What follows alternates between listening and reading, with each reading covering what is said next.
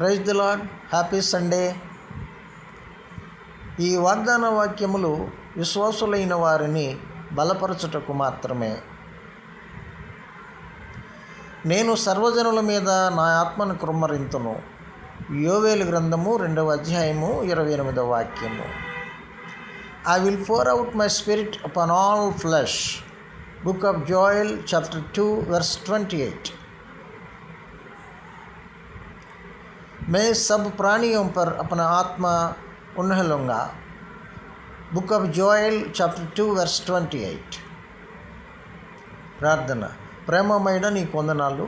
పరిశుద్ధాత్మ దేవుడా మీకు స్తోత్రములు.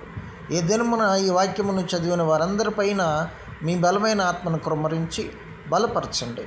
ఆత్మీయ జీవితంలో వారిని వర్ధిల్ల చేయండి. యేసు నామమును బట్టి ప్రార్థించి వేడుకొనుచున్నాము మా పరమ తండ్రి. ఆమేన్. God bless you.